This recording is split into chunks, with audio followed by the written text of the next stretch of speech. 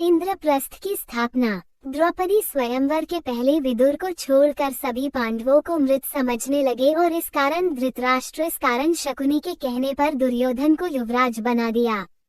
द्रौपदी स्वयंवर के तत्पश्चात दुर्योधन आदि को पांडवों के जीवित होने का पता चला। पांडवों ने कौरवों से अपना राज्य मांगा, परंतु गृहयुद्ध के संकट से बचने के लिए युधिष्ठिर ने कौरवों द्वारा दिए खंडहर स्वरूप खांडवन आधे राज्य के रूप में प्राप्त किया। पांडवों की पांचाल राजा द्रुपद की पुत्री द्रौपदी से विवाह उपरांत मित्रता के बाद वे काफी शक्तिशाली हो गए थे। तब हस्तिनापुर के महाराज धृतराष्ट्र ने उन्हें राज्य में बुलाया। धृतराष्ट्र ने युधिष्ठिर को संबोधित करते हुए कहा, हे कुंती पुत्र, अपने भ्राताओं के संग जो मैं कहता हूँ सुनो। तुम खांडवप्रस्थ के वन को हटाकर अपने लिए एक शहर का निर्माण करो, जिससे कि तुम्हें और मेरे पुत्रों में कोई अंतर न रहे। यदि तुम अपने स्थान में रहोगे तो तुमको कोई भी क्षति नहीं पहुंचा पाएगा। पार्थ द्वारा रक्षित तुम खांडवप्रस्थ में निवास करो और आधा राज्य भोगो। धृतराष्ट्र के कथनानुसार पांडवों ने हस्तिनापुर से प्रस्थान किया। आधे राज्य के आश्वासन के साथ उन्होंने खांडवप्रस्थ के वनों को हटा दिया। उसके उपरांत पांडवों ने श्री कृष्ण के साथ मय दानव की सहायता से उस शहर का सौंदर्यीकरण किया। वह शहर एक द्वितीय स्वर्ग के समान हो गया। उसके बाद सभी महारथियों व राज्यों के प्रतिनिधियों की उपस्थिति में वहां श्री कृष्ण द्वैपायन व्यास के सानिध्य में एक महान यज्ञ और गृह प्रवेश अनुष्ठान का आयोजन हुआ। उसके बाद सागर जैसी चौड़ी खाई से घिरा, स्वर्ग गगनचुंबी चहारदीवारी से घिरा व चंद्रमा या सूखे मेघों जैसा श्वेत व नगर नागों की राजधानी भोगवती नगर जैसा लगने लगा। इसमें अनगिनत प्रासाद, असंख्य द्वार थे, जो प्रत्येक द्वार गरुड़ के विशाल फैले पंखों की तरह खुले थे। इस शहर की रक्षा दीवार में मंद्राचल पर्वत जैसे विशाल द्वार थे। इस शस्त्रों से सुसज्जित सुरक्षित नगरी को दुश्मनों का एक बाण भी खरोंच तक नहीं सकता था। उसकी दीवारों पर तोपें और शताग्नियां रखी थीं, जैसे दुमुनी सांप होते हैं।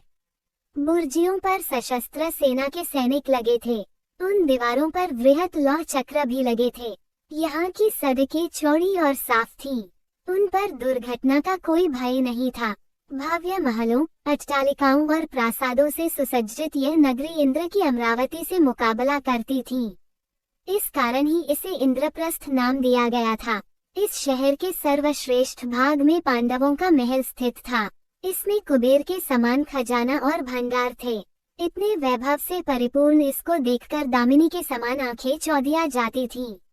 जब शहर बसा तो वहां बड़ी संख्या में ब्राह्मण आए, जिनके पास सभी वेद शास्त्र इत्यादि थे।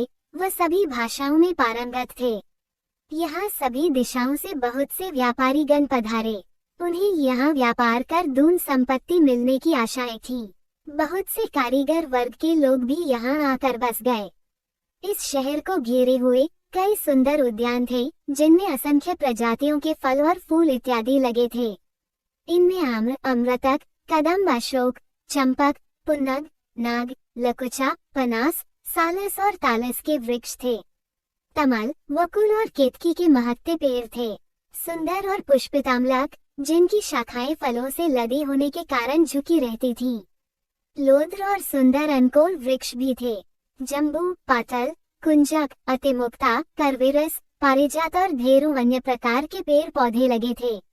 अनेकों हरे भरे कुंज यहाँ मयूर और कोकिल ध्वनियों से गूंजते रहते थे। कई विलासगृह थे, जो कि शीशे जैसे चमकदार थे और लताओं से ढके थे। यहाँ कई कृत्रिम टीले थे और जल से ऊपर तक भरे सरोवर और झीलें, कमल तड़ाक जिनमें हंस और बत्तखें, चक्रवाक इत्यादि किल्लोल करते रहते थे। यहाँ कई सरोवरों में बहुत से जलीय पौधों की भी भरमार थी। यहाँ रहकर शहर को भोगकर पांडवों की खुशी दिनों दिन बढ़ती गई थी। भीष्म पितामह और धृतराष्ट्र के अपने प्रति दर्शित नैतिक व्यवहार के परिणाम स्वरूप पांडवों ने खांडवप्रस्थ को इंद्रप्रस्थ में परिवर्तित कर दिया। पांडुकुमार अर्जुन ने श्री कृष्ण के साथ खांडवन को जला दिया और इंद्र के द्वारा की हुई वृष्टि का अपने बाणों के छत्राकार बांध से निवारण करते हुए अग्नि को तृप्त किया। वह अर्जुन और कृष्ण जी ने समस्त देवताओं को युद्ध में परास्त कर दिया। इसके फलस्वरूप अर्जुन ने अग्निदेव से दिव्य गांडीव धनुष और उत्तम रथ प्राप्त किया और कृष्ण जी ने सुदर्शन चक्र प्राप्त किया था। उन्हें युद्ध में भगवान कृष्ण जैसे सारथी मिले थे तथा उन्होंने आचार्य द्रोण से ब्रह्मास्त्र आदि दिव्य आयुध और कभी नष्ट न होने वाले बाण प्राप्त किए थे। इंद्र अपने पुत्र अर्जुन की वीरता देखकर अति प्रसन्न हुए। इंद्र के कहने पर देव शिल्पी विश्वकर्मा और मय दानव ने मिलकर खांडववन को इंद्रपुरी जितने भव्य नगर में निर्मित कर दिया, जिसे इंद्रप्रस्थ नाम दिया गया।